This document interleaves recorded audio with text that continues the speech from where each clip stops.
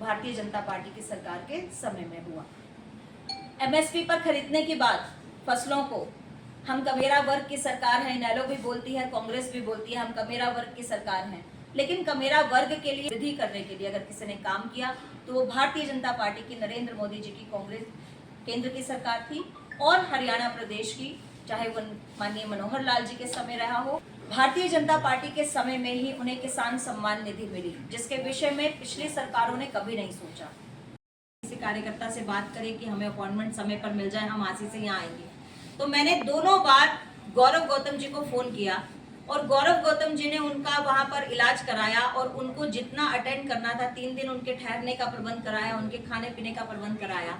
तो आप देखिए कि किस तरह से एक युवा भारतीय जनता पार्टी के कार्यकर्ता होने के नाते इतने स्नेही व्यवहार के व्यक्ति हैं। जब वो इतनी दूर दराज के लोगों की इतनी मदद कर रहे हैं तो वो पलवल क्षेत्र के लोगों के साथ कितना कनेक्टेड होंगे और उनके सुख दुख में खड़े होने वाले साथी हैं। युवा पीढ़ी से आते हैं, नए विजन के साथ आते हैं, नई टेक्नोलॉजी और हर चीज को समझने वाले व्यक्ति हैं। इसलिए मुझे लगता है कि भारतीय जनता पार्टी ने गौरव जी को टिकट देकर यहाँ पर पलवल के विकास में जो है मील का पत्थर साबित होंगे। वो अगर पलवल की जनता उन्हें सहयोग देती है तो मुझे लगता है पलवल जरूर ही विकास की दिशा में आगे बढ़ेगा। मैडम आपने कहा तक क्या आकलन है कितनी सीटों के साथ सरकार बना पाएगी? देखिए, इस बार हमारा कोई सीटों को लेकर नारा नहीं है। हमने इस बार तीसरी बार डबल इंजन की नायब सिंह सैनी की सरकार बनानी है। इस बार नायब सरकार बनाने का हमारा नारा है।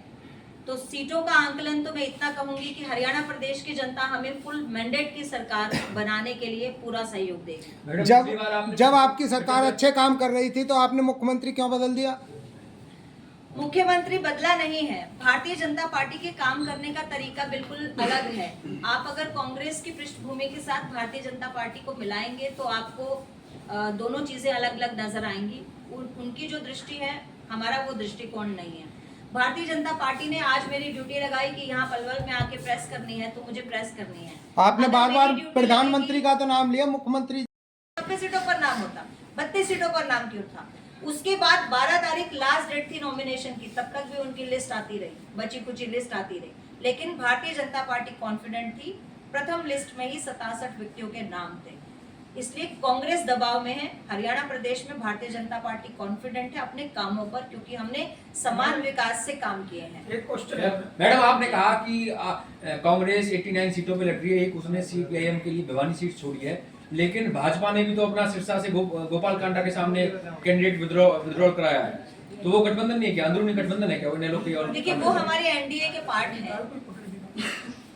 हलोपा जो है वो हमारा एनडीए का पार्ट है और वो केंद्र में जो सरकार है, केंद्र का जो एनडीए का गठबंधन है उसमें भी है हमारे। लेकिन हमारे जो कैंडिडेट थे सिरसा में, हमने घोषणा की थी और उसके बाद जो है उन्होंने अपना समर्थन दिया, वापस लिया अपना नॉमिनेशन। तो मुझे लगता है कि जिस तरह से सपा और अन्य पार्टियों के साथ गठबंधन की बातें चल रही थी, सीट वितरण की बातें चल रही थी आम आदमी पार्टी के साथ में, उस तरह की विचारधारा, डर वाली विचारधारा भारतीय जनता पार्टी की नहीं थी। आप कुछ पूछ रहे हैं? हाँ जी, आपने ना अभी ये कहा था कि मैं हिसार से हूँ, मिर्चपुर कांड हुआ है, वहाँ के लोग आज भी नहीं बच पाए। तो मैं ये जानना चाहता हूँ कि पिछले 10 साल से आपकी सरकार थी, तो आप लोगों ने ऐसा क्या किया कि मिर्चपुर के लोग 10 साल में भी नहीं बच पाए? आपने इसका मतलब कुछ भी नहीं किया। थैंक यू सो मच, आपने ये प्रश्न किया। मैं ये बात उसके साथ मुझे लेनी चाहिए थी, आपने मुझे याद दिला दिया। जब मिर्चपुर कांड हुआ था उस समय भूपेंद्र सिंह हुड्डा जी ने बहुत वादे किए थे, लेकिन उन वादों को पूरा नहीं किया। उन दलित परिवारों के लिए उन्होंने घर बसाने और नौकरियां देने की बात कही थी। 2014 में जब हमारी सरकार आई थी, 2013 में 2014 में कांग्रेस बाहर हो गई थी और 2014 में हमारी सरकार आई, तो 150 से ज्यादा लोगों को ढंडूर के पास में जो फ्लैट बनाए गए थे, उन फ्लैट में 100 गज या 150 गज के फ्लैट थे, उन फ्लैट में 150 से ज्यादा परिवारों को बसाने का काम भारतीय जनता पार्टी की सरकार के समय में संभव हो पाया। और उन परिवारों में जिनको कुछ नौकरियां देने की बात कही थी, वो नौकरियां भी 2014 के बाद भारतीय जनता पार्टी में ही दी गई। इसके साथ मैं एक और चीज ऐड करना चाहूंगी। कांग्रेस ने कहा कि उन्होंने नौकरियां दी, हमने नौकरियां नहीं दी। पूरे कार्यकाल में 10 साल में 75,000 नौकरियां दी, हमने 1.5 लाख नौकरियां दी, उनके कार्यकाल से डबल नौकरियां दी। जाते जाते भूपेंद्र सिंह हुड्डा जी जेबीटी पोस्ट के 7600 नौकरियों का रिजल्ट अनाउंस करके गए थे जेबीटी पोस्ट पर, लेकिन उनकी ज्वाइनिंग नहीं करा कर गए थे। 2014 में जब भारतीय जनता पार्टी की सरकार आई तो उन 7500 लोगों की ज्वाइनिंग भी भारतीय जनता पार्टी ने दी। 3500 के आसपास पुलिस कर्मी थे जिनको अनाउंस कर दिया रिजल्ट, लेकिन ज्वाइनिंग नहीं दी भूपेंद्र सिंह हुड्डा जी ने। ज्वाइनिंग दी भारतीय जनता पार्टी ने 14 में बनने के बाद। इसके बाद हमने जो और काम किया इसमें, भूपेंद्र सिंह हुड्डा जी के समय में जो एडॉक पर टीचर्स लगाए जाते थे गवर्नमेंट स्कूल में या कॉलेजेस में, उनको 70 रुपए, 80 रुपए और 90 रुपए पर लेक्चर उनको रुपए मिलते थे।